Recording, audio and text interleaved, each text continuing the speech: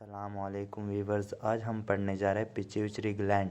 Pituitary gland को हम master gland of the body कहते हैं क्योंकि ये कंट्रोल करता है other functions of the gland को।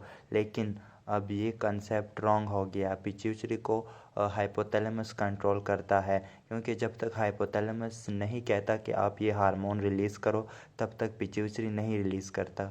और पिट्यूटरी का काम है हार्मोन्स को रिलीज़ करना। हार्मोन्स कोई भी हो सकते हैं, ग्रोथ हार्मोन भी हो सकती है, एड्रीनोकॉर्टिकोट्रॉपिक हार्मोन भी हो सकती है, ऑक्सीटोसिन भी हो सकती है, ल्यूटिनाइजिंग हार्मोन भी हो सकती है। जिन सब के अपने अपने फंक्शन होते हैं हमारी बॉडी में, जो हमें रिक्वायर होती है जब हम बढ़ते जाते हैं अपनी उम्र के हिसाब से। अब पिट्यूटरी ग्लैंड को हम हाइपोफाइसिस भी कहते हैं, और इस पिट्यूटरी ग्लैंड का जो साइज़ होता है वो मटर के दाने जितना होता है, और इसका जो वेट होता है वो 0.5 ग्राम होता है, और इसकी लेंथ जो होती है 1.3 cm इन लेंथ होता है।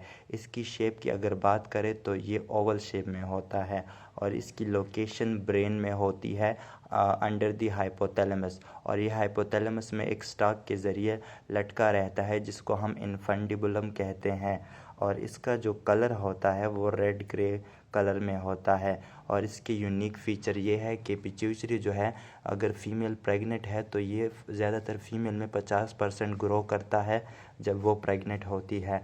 और इसके जो लॉब्स है वो 3 लॉब्स है: anterior pituitary lobe, posterior pituitary lobe और इंटरमीडिएट पिट्यूटरी लॉब।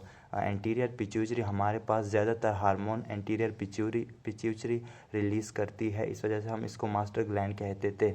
लेकिन इसके जो हार्मोन्स हैं वो ये है कि ये growth hormone, adrenocorticotropic hormone, follicle stimulating hormone और ल्यूटिनाइजिंग हार्मोन को रिलीज़ करती है। ग्रोथ हार्मोन हमारे जब हम बढ़ते हैं उम्र के हिसाब से, तब ये हमारे रिलीज़ होती है एज 13 से लेके 20 तक, और आगे भी जाके रिलीज़ होती है, लेकिन कम मिकदार में। पहले ज़्यादा मिकदार में रिलीज़ होती है। और एड्रीनोकॉर्टिकोट्रॉपिक हार्मोन और फॉलिकल स्टिमुलेटिंग हार्मोन फीमेल में जब फॉलिकल्स होते हैं, एग जब बनते हैं। और luteinizing hormone specially breast milk feeding के लिए ये हार्मोन तब रिलीज़ होते हैं। अब पोस्टीरियर पिट्यूटरी लोब की तरफ आते हैं।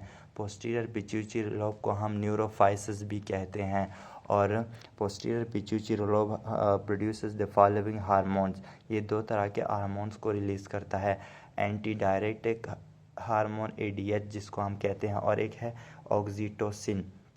दिस एंटी डायरेटिक हार्मोन को हम वैसोप्रेसिन भी कहते हैं, क्योंकि ये हार्मोन जो है वो यूरिन को इनहिबिट करता है, और उसकी मतलब फॉर्मेशन को इनहिबिट करता है। और it is released when solute concentration increases as a result of water loss. जब वाटर की लॉस होगी और यहाँ पे सॉल्यूट कंसंट्रेशन ज़्यादा होगा, तब ये हार्मोन रिलीज़ होगा। ऑक्सीटोसिन, ये हार्मोन जो है वो 2 टारगेट साइट पे एक्ट करता है, बिफोर और आफ्टर के। मतलब जब द चाइल्ड बर्थ, जब बच्चा पैदा होने वाला होता है, तो वो फीमेल के यूट्राइन पे कॉन्ट्रैक्ट करता है और उनके मसल्स को एक्सपल करता है कि वो बेबी आउट हो जाए यूट्राइन से। और after child birth it acts on lactating breast to produce milk, और ये ब्रेस्ट पे भी एक्ट करता है कि वो मिल्क की प्रोडक्शन करे। जब फीमेल का बच्चा सकिंग करता है, causes it to release oxytocin. Intermediate lobe जो है वो हमारे पास 3 लेयर ऑफ सेल्स है between the anterior and posterior. It produces MSH melanocyte stimulating hormone during pregnancy. और ये इसकी स्ट्रक्चर है, ये इसका एंटीरियर लोब है और ये इसका पोस्टीरियर लोब है, और ये जो बीच में इसका वो लोब है वो इंटरमीडिएट लोब है, और ये हाइपोथैलेमस है।